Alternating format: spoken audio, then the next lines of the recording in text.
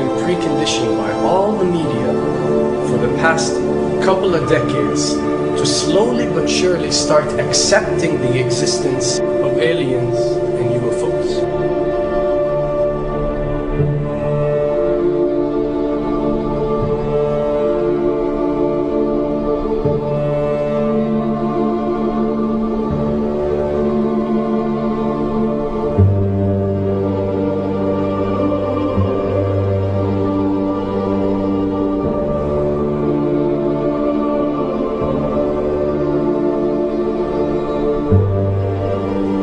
I can tell you right now that 99% of every UFO sighting that has ever taken place has actually not been an unidentified flying object, because this has always been military technologies.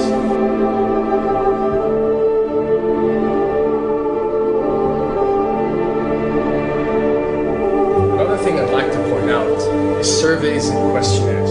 You know, we get surveys and questionnaires all the time, sent out by the state or by the government or by our rulers and our officials and so on and so forth. Do you really think that these ruling powers care about what you think? Do you really think that they're waiting to ask you and receive your answer before making a decision? What happens with these questionnaires is that they are released. For example, what country do you think the US should attack next? And if it yields back results like 70% of the US population believe Iran is the next country that should be attacked, this is actually a study conducted for the effectiveness of the media propaganda that they are using. So when they get such results, they look at it and they be like, all right, amazing. Our media propaganda is working.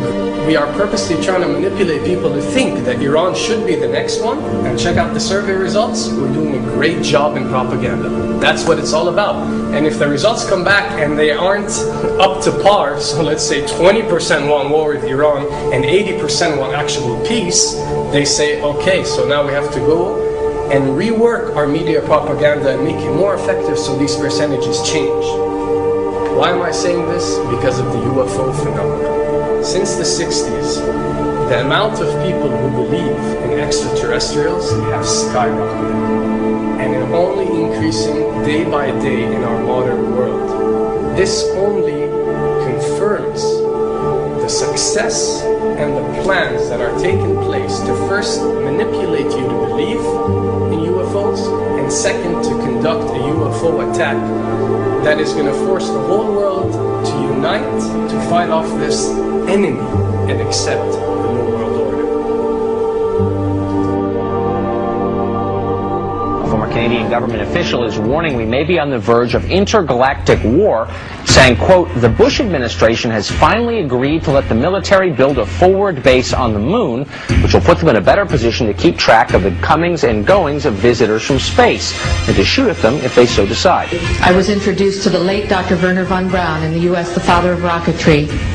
In my first meeting with him, during that first 3.5 hours, he said to me, Carol, you will stop the weaponization of space, because there is a lie being told to everyone that the weaponization of space is now first being based upon the evil empire, the Russians. There are many enemies, he said, against whom we're going to build this space-based weapon system.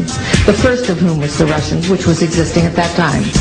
Then there would be terrorists. Then there would be third world countries. Now we call them rogue nations or nations of concern. Then there would be asteroids.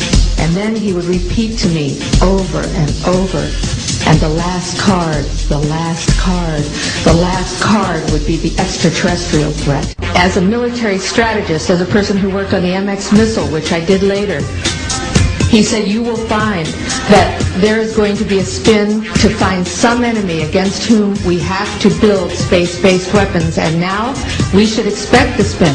And that's the formula, except that it's all based on a lie. A supersonic saucer. Called the Silver Bug, it was truly revolutionary. The plans show in detail a multi-jet engine craft that boasted amazing maneuverability and speed.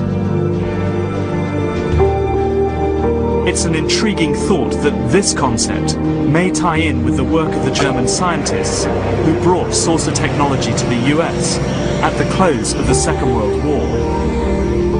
What was needed were certain cover stories. What do you do when people are spotting aircraft and then telling reporters that they've seen something very unusual flying out of an airbase in Nevada?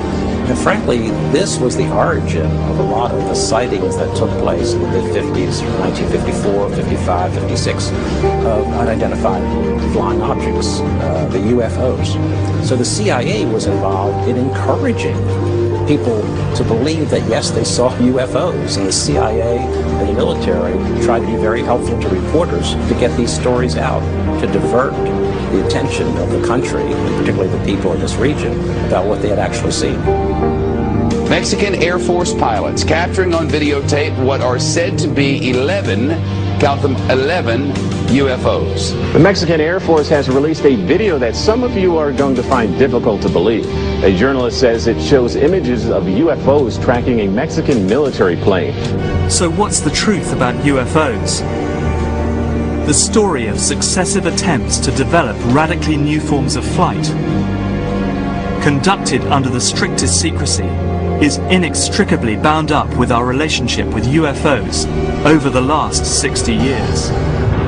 Whether it's Allied pilots buzzed by strange balls of fire in 1942, or the Roswell incident 5 years later, there is a strong case to be made that secret military technology offers a convincing explanation for many UFO stories. Anytime the government has secrets that they can keep from us, they can manipulate us by those secrets. In essence, they still remain 25 years at least ahead of us in technology, information, and knowledge, and secrets, and they are using them against us. I heard over the years many times over that the plan to usher in the New World Order would be to make all the people in this country and around the world feel totally helpless to prevent the New World Order from occurring, this world dominance plan, by saying that we had been invaded by aliens, so that we would say, oh please UN, come in and help us all. So bear in mind that there is a plan, orchestration, to get people to be submissive through a secret technology and information that they're keeping from you under the blanket of the so-called National Security Act.